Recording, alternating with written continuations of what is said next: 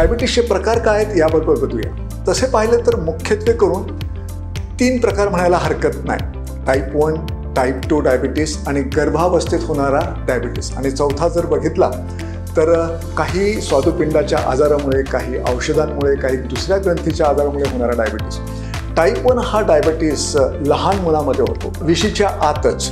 आणि ह्यामध्ये इन्सुलिनचं प्रमाण अतिशय नगण्य नसल्यात जमा असतं.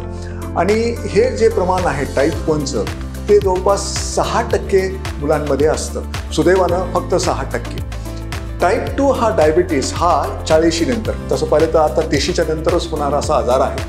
आणि याचं प्रमाण जवळपास 95% आहे. जीवनशैलीची बदललेली, लठ्ठपणा, नंतर हालचाल नाही, अशा ह्या कारणामुळं हा टाईप 2 डायबिटीस होतो. तिसरा जो प्रकार आहे गर्भावस्थेत होणारा, म्हणजे स्त्री गर्भावस्थेत असताना कधीही जर साखर वाढली असेल तर त्याला गर्भावस्थेत होणारा डायबिटीस म्हणतो.